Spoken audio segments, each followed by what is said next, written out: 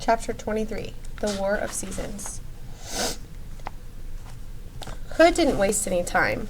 He'd no sooner made his final offer to Harvey than the balmy wind grew gustier, carrying off the lamb's wool clouds that had been drifting through the summer sky. In their place came a juggernaut, a thunderhead the size of a mountain, which loomed over the house like a shadow thrown against heaven. It had more than lightning at its dark heart. It had the light rains that came at early morning to coax forth the seeds of another spring. It had the drooping fogs of autumn and the spiraling snows that had brought so many midnight Christmases to the house. Now all three fell at once, rains, snows, and fogs, as a chilly sleep that all but covered the sun. It would have killed the flowers on the slope with cold had the wind not reached them first, tearing through the blossoms with such vehemence that every petal and leaf was snatched up into the air. Standing between this fragrant tide and the plummeting curtain of ice and cloud, Harvey was barely able to stay upright, but he planted his feet wide apart and resisted every blast and buffet, determined not to take shelter. This spectacle might be the last he set eyes upon as a free spirit. Indeed, as a living spirit, he intended to enjoy it. It was a sight to behold, a battle the likes of which the planet had never seen. To his left, shafts of sunlight pierced the storm clouds in the name of summer, only to be smothered by autumn's fogs, while to his right, spring coaxed its legions out of bough and earth, then saw its buds murdered by winter's frosts before they could show their colors. Attack after attack was mounted and repulsed, reveille and retreat sounded 100 times, but no one season was able to carry the day. It was soon impossible to distinguish defeats from victories. The rallies and the feints, the diversions and encirclements, all became one confusion. Snows melted into rains as they fell. Rains were boiled into vapor and sweated new shoots out through the rot of their brothers. And somewhere in the midst of this chaos, the power that had brought it about raised its voice in a rage, demanding that it cease. "Enough!" the Hood house yelled. "Enough!" But its voice, which had once carried such terrible authority, had grown weak. Its orders went unnoticed, or if noticed, then disobeyed. The seasons raged on, throwing themselves against each other with rare abandon, and in passing, tearing at the house which stood in the midst of their battlefield. The walls, which had begun to teeter as Hood's power diminished, were thrown over by the raging wind.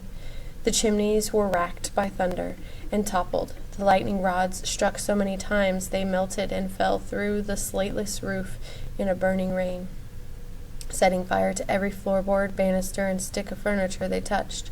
The porch, pummeled by hail, was reduced to matchwood.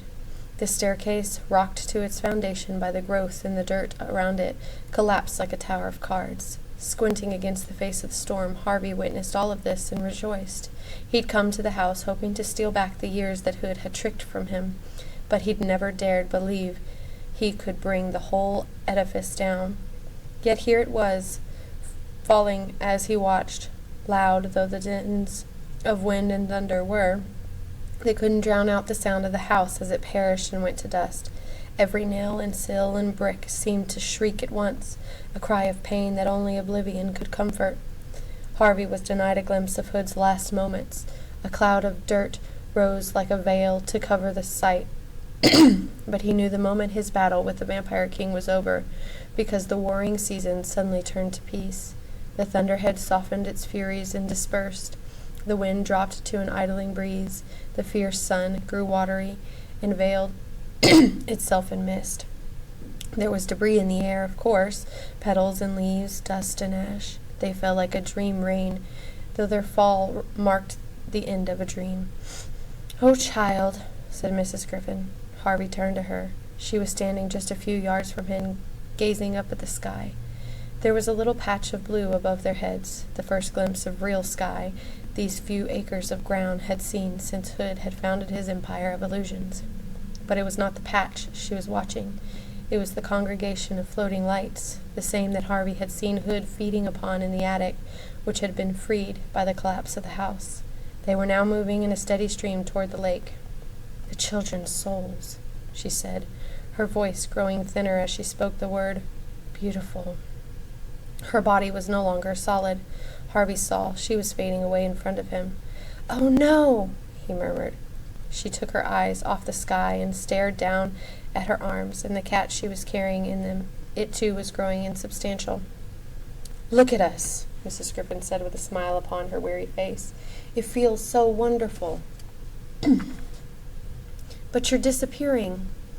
"I've lingered here far too long, sweet boy," she said.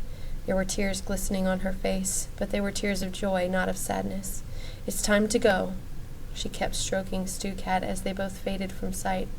"You are the brightest soul I ever met, Harvey Swick," she said. "Keep shining, won't you?" Harvey wished he had some words to persuade her to stay a little while longer, but even if he'd had such words, he knew it would have been selfish to speak them. Mrs. Griffin had another life to go to, where every soul shone.